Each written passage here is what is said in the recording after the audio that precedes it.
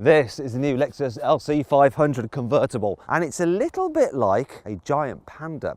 You see, your chances of ever seeing one of these in the wild is very, very, very rare. Part of the reason for that is that these kind of big convertibles are sort of a dying breed. If you are one of the few people actually considering one of these, you're probably also looking at something like a BMW M850i convertible or a Jaguar F-Type convertible. So this Lexus, it starts from just over £90,000. No wonder they're rare, eh? Now, if you want to see how much money you can save on a new car, click on the pop-out banner up there to go to CarWow. And while you're there, me and my team will help you choose the right car for you and help you get it for a fair price from one of our trusted dealers. Alternatively, if you just want to do that later, you can just Google "Help Me CarWow" and it'll take you straight there. Oh, and also I forgot to say, if you haven't done so already, please subscribe to this channel and hit the bell icon to turn your notifications on. That way you won't miss a single upload. Buying a new car? Then head to CarWow and my team will help you find your next car at a fair price. CarWow, your one-stop car buying comparison site. Let's start off by talking about this car's design, because that is what this LC500 Convertible is all about, because it's absolutely drop dead gorgeous. I love this huge flat rear deck and the little ducktail spoiler. The light design is incredible as well, and when they're on you get this 3D effect. I'm not so keen on this.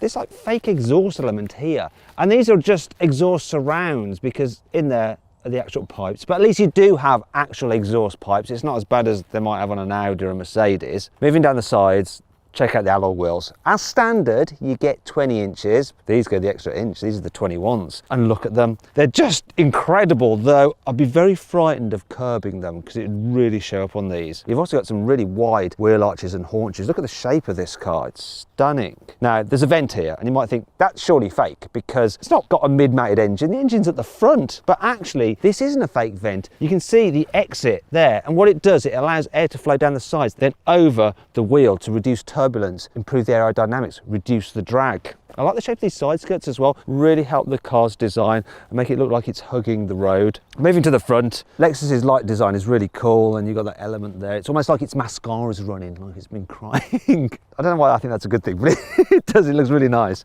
The grille. Now, when Lexus first introduced this huge grille, everyone was like up in arms about it, but think about how everyone's taken BMW's latest grille. We've all forgotten about Lexus's big grille, and I think we got used to it as well, because this car does just look really, really cool. The inside's awesome as well. Let's check out the inside. Now, what I want to show you, check out the door handle. I love the way that the door handles remain closed until you open the car. Look, and then they pop out. They've even got a little Lexus logo on them. I'm just going to climb into the car, and I do feel a little bit like I'm climbing into a murder scene because this one has the red interior, though it does sort of work, doesn't it, with the white exterior. Oh yes. And I'll just press this button here and my seat moves forward, the steering wheel comes towards me, and the dash comes to life with this really cool little display. And cool is the right word to describe this interior. I mean, look at it. It's absolutely lovely. There's lots of shapes, curves, loads of little intricate design features. Just look up here on the dash and see that the fascia has this little pan etched into it. Even the look of the clock's cool. Then check out the doors. You've got this sweeping design, then with an intricate pattern just worked into it as well. I love that. And how about the door handles? They're like little samurai daggers. Even the little window switches have a chrome surround, and the metal for the gear selectors, that's solid. Even that's metal. It's for your climate control buttons, and I like the fact that they're separate from the infotainment system. And the on-off switch for the infotainment system, you press the button here in the middle, that's metal. Then to do the volume, the actual outside of that button turns, but that middle bit doesn't. I can't describe how nice turning that knob feels, but it really does. There's just a tactility to this car. All the materials are just absolutely gorgeous wherever you touch, apart from one place, this bit on the steering wheel, just there, just cheap. Although you're never going to touch that bit, are you? Let's move on to something else that's a bit of a shame, the infotainment system. Now, the screen is big, however, the way you control it is an absolute nightmare. You have to use this touchpad here, and you have this mouse moving around, and then you press it down to go into different functions. But it's almost like one of those games you get on your mobile phone which tests your dexterity, because it's just so hard to operate, especially when you're driving. And anyway, the infotainment system itself with the layout and the menus it's crap. It is, it's just crap. I think it's probably easier for me to read Japanese than it is to mess with this. Thankfully, you can just plug in your phone. It's got Android Auto, Apple CarPlay. You just use that. That's what I've been doing. And then you forget about it. doesn't matter so much. Let's move on to the dials, because they are way better. They're digital dials and they look really cool, but there's this actual mechanical bit in it, which when you press this button here to change the view, it slides over to the side to give you more information. That is absolutely brilliant. Is it as cool as an Audi's graphical display? Yes, it's way cooler. Is the information it gives you as good? Not quite. And the overall infotainment system isn't as good as you get in a BMW 8 Series. In fact, if you want to see my full in-depth video review of that car, just click on the pop-out banner up there. But it's features like that just set this car apart from all the German stuff. Even the way they do things with the driving mode select. So normally they'd be down here, or maybe you press a button on the steering wheel. But here in the Lexus, to go into sports mode, you turn this dial up there. Or to go back into comfort. If you want to turn your stability control off and on, it's here. Why would they put it there? Well, you're driving along. It's quite easy to change that. It's a great idea. No one else has done it. I love this car. Just keep going on about it. Driving position, absolutely brilliant. Lexus makes the best seats out of any car manufacturer. That is a fact. If you want to dispute it, you can shut up. Great seats. It's as though they've been specifically designed for me. Now this car comes with sport seats as standard, but the particular model I've got here has the premium sport pack or something. I can't remember the exact name, but it's almost £6,000 and it includes aniline leather, so super soft leather as opposed to the normal leather. You also get some carbon fibre scuff plates for the sills, a limited slip differential and those lovely alloy wheels I showed you earlier. Is it worth the upgrade? Why not? You're spending a lot of money on this car, may as well do it, especially for those wheels. Now let's move on to cubby spaces. It is a sporty car, so you can't expect too much. That's quite a big flask. It won't fit in the door bin particularly well. Look, it kind of will go, but it'll end up dropping out. But look, underneath here, there is a cup holder where you can keep your flask. Underneath here, there's another cup holdery area. And if I press this button and lift that up, I can then get in here for the central cubby. There is a bit hard to work when you're driving, and especially if you're the passenger. In there you've got your USB cables for the infotainment system and an old-fashioned 12-volt socket as well. In here is the glove box, and you open it by pressing the button up on here rather than a latch here, and look, oh, look how it releases. So nicely damped and lined with felt as well, so things don't rattle about inside. You might be wondering though, so this is a convertible, Matt. You haven't shown me where the heck the buttons are to operate the roof. Are they up here? No. Are they down here somewhere? Maybe on the steering wheel? No. Where are they? Well, they're just under here, look. Lift up this flap and there's your controls. So you've got the switch for the roof mechanism and then another one to control all the windows at once. But let's see how quick it is to put this roof up. So if you just move back, we'll pop a timer on the screen and I'll count it in now. You ready then? So 3, 2, 1, let's go. Now this is actually the first time Lexus has ever done a fabric roof on one of its cars. It's always used folding metal hard tops in the past. You also have a little graphic in front of you to tell you the state that the roof is in through the whole process, so you don't suddenly just stop halfway through it. And I think that is the roof up.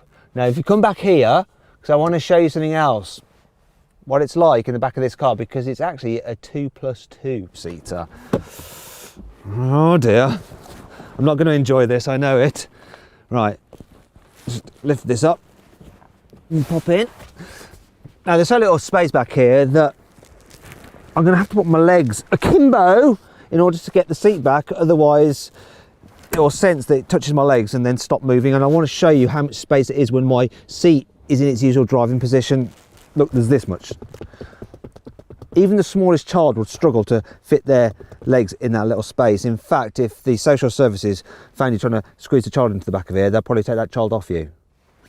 Yeah, it's awful. No headroom, backrest really upright. It's horrible back here. It's even worse than a Bentley Continental GT convertible. In fact, if you click on the pop-out banner up there, you can watch my full in-depth video review of that car. There is only one thing I like about being back here. It's got this cool little Lexus logo in the back of the headrest. Anyway, that's enough of that. What a horrible experience. I'll now try and extract myself from this car. Oh yeah. I'm the car reviewer with the most style. Oh yeah. Ta-da! Anyway, let's check out the boot. How do you open it? Now there is a button inside the car and you can do it on the blipper, but you think you'd have another button here. There isn't one. but there is still a button somewhere around here. They're like hiding stuff on this Lexus. I'll tell you, it's just here. Yeah, it's like a little zit. Press it, go into the boot, and you'll see that it's not very big. All you got is 149 litres of space. That's pretty much the same size that you get in the front boot, the fruit, on a Porsche 911 Cabriolet. Tiny. There are a few things like tie down points which look nice, and the carpet's lovely, but really you're not going to be able to fit much in there at all. I'll tell you what, the new Corvette C8 is actually better, and if you click on the pop out banner up there, you can see my full in-depth video review of that car. Anyway, small boot. And that brings you on to 5 annoying things about the Lexus LC Convertible. The Sport Pack Plus, which I mentioned earlier, includes a heads-up display. The only thing is, it doesn't display all that much information. I don't know whether it's just my eyesight, but it always seems a bit too blurred. If you need to get into the back seat, you have to remove that seat belt like that, so it doesn't get in your way. And then when you put the seat back, obviously you're going to forget to put it back as it should do. So the next time you get into the front of the car, you end up having to do a serious reach around to get your seat belt. Now, German cars have this really cool mechanism where they have a seat belt butler, which will actually hand you your belt, so there's none of that faff. Why didn't Lexus figure out how to do that as well? I really don't know what Lexus was thinking with this plastic they put on the top of the rear lights. It's horrendous. It's the kind of plastic that toys from Poundland are made out of. Did Lexus get the intern to do this part of the car? Looks as though they did. In most cars you can turn on the heated seats quickly by pressing a button, but in this car you have to use the show of the infotainment system. It's the only way to do it. So here we go, press menu. Come on, move the cursor down to climate, then up again to scroll across to seat heating, then across again. Right, move it up, yeah, done. Ugh. The coupe version of the LC has rear wheel steering, so when you're going quickly, the rear wheels move in the same direction as the front wheels, ever so slightly. That aids high speed stability. Then when you're going slower, they turn slightly in the opposite direction of the front wheels, which makes the car more manoeuvrable. The convertible doesn't have that functionality though. Something to do with the roof mechanism means that there's not enough space for the gubbins that's required for steering the rear wheels. Annoying. Thankfully, this car has plenty of cool features to help make up for all this. Here's 5. If you're worried about some idiot damaging your roof by messing around, making it go up and down and up and down, don't. You see, Lexus actually did 18,000 roof cycles on this car, which equates about 24 years worth of use to make sure that nothing went wrong with it. Now, actually, one thing did go wrong with it, but it was only something minor and it wasn't hazardous. Pretty impressive. Well, you can get a normal wind deflector for this car. If you can't really be arsed faffing around with all that kind of stuff, don't worry. Look, there's an inbuilt little glass wind deflector, which you can see through when you're reversing, which is handy, but it actually reduces buffeting in the cabin by 20%. Ideal if you're the kind of person like me who's a bit too lazy to put a normal one up.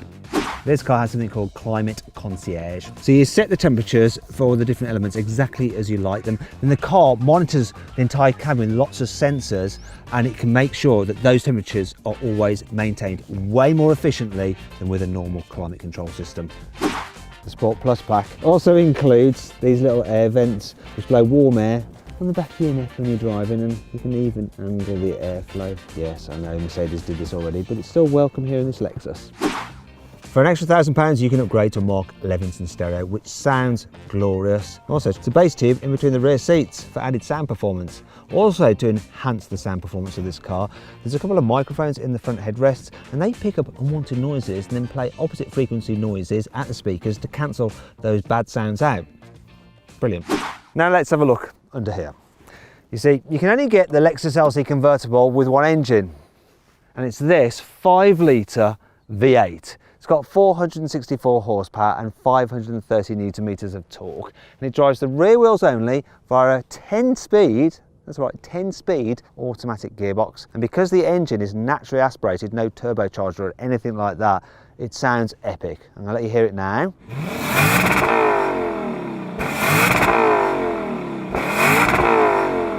Oh yeah, that sounded epic. Now what I'm gonna do is configure a Lexus LC using the CarWow configurator, so you can see how much you can save on one through CarWow. So done it, gone off the back, and if you click on the pop-out banner up there, you can go check out what that saving is.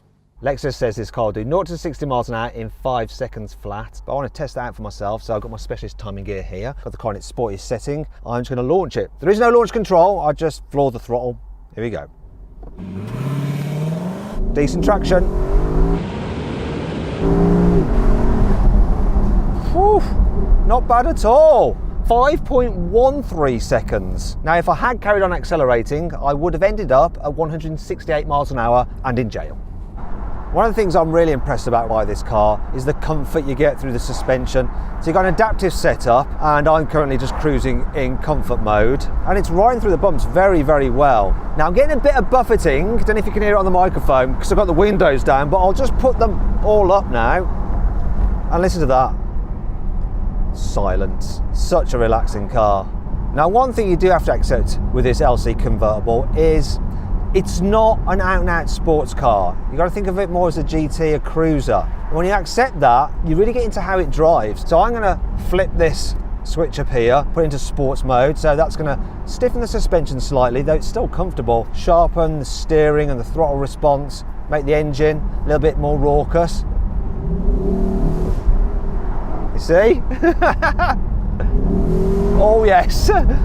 I could go one better, going to Sport Plus, and then everything's in maximum attack mode. So the steering on this car is really responsive. You don't want to go hooning into bends too quickly though. It's the kind of car that you just flow with, going from corner to corner. It's almost a bit like skiing, and you've got that soundtrack as well. And the soundtrack means that you put your foot down, and you think, oh my God, I'm going really, really quick. It sounds like you're doing 1,000,000 miles an hour. Then you look down at the speedo and actually you're still under the speed limit. So it's 60 on this road I'm on. I was doing less than 60 then when I accelerated. If I'd have been in something like a BMW M850i, with that kind of flooring of the throttle for that long, you'd be well over the speed limit and at risk of getting a ticket. I should give a special mention to this car's gearbox. So it just blends those 10 gears together so very well. It's also quite surprising how when you need to, when you floor it, it kicks down to the right gear, and it's having to juggle 10 ratios. It's amazing the way it does that. And if you do want to change gears yourself, the shifts aren't bad. Though to be fair, with a Lexus, you're best just letting it do it itself. It's all about just chilling out in this thing. Let's see what this Lexus is like in town. It's all right over speed humps. Let's try it around this mini roundabout, see if I get into a right old mess. Come on, can I go round? Can I go round in one go? Can I go round? Can I go round? Excuse me people, I want to make it round. I really want to, but I think I might have to. And I'm going to make it. I thought I was going to have to 3-point turn. The turning circle is actually acceptable. It's quite a wide car, but it's manageable. Easy enough to live with this. In fact, it's lovely to live with. As with most convertible cars these days, you can put the roof up while you're driving. As long as you're below 31 miles an hour, this car will do it. So if you get caught short, it's raining or something, you can just do it without having to pull over, which is handy. It's so well insulated as well, this roof. When you're driving on the motorway long distances, it doesn't get tiring. You do notice ever so slightly then the odd squeak as the body flexes ever so slightly when you go over some bumps, but it's hardly anything. And no doubt you'll have that gorgeous Mark Levinson stereo on loud anyway. I've had enough of having the roof up. Let's put it down. Make the most of the fact it's not raining. When you chop the roof off a car, you reduce its structural rigidity. So manufacturers then have to fit loads of extra bracing underneath to stop them wobbling and shaking. And Lexus has clearly done a good job at that, because I'm driving on a bumpy road through some potholes and stuff. And in some other convertibles, I'd feel some shaking through the steering wheel. You'd notice the rear view mirror wobbling about. But this is rock solid, impressive. There is a trade-off to having to fit all that extra bracing. It adds weight. This thing weighs 100 kilos more than the coupe version, so it tips the scales at just over 2 tons. There is one key downside when it comes to running a V8, and that's the economy. So let's see what I'm doing. 21.6 miles per gallon. Not totally catastrophic, but not exactly good either. The only car in this class that I'll probably consider over this would be a 911 Cabriolet, because it is sharper and sportier and more fun to drive. The only thing is though, there's something a little bit wrong about a 911 Cabriolet. It's a bit like marrying your cousin. It's legal, but you really shouldn't do it. So probably, yeah, I'd have this and accept it for what it is. Not the sharpest drive, but one of the coolest drives.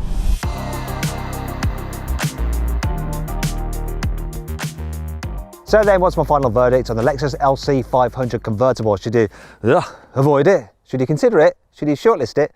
Or should you just go right ahead and buy it? Well, if you're one of the few people actually in the market for this type of car, don't hold back, just go right ahead and buy it. What are you waiting for? It's beautiful on the outside, on the inside, it's lovely to drive, and that wonderful naturally aspirated V8 is a thing that really clinches the deal. Oh, I want to keep it. Oh, the okie dokie. Oh, the okie dokie. Oh, the okie dokie. Knees bend, arms stretch. Rah, rah, rah. What is that all about?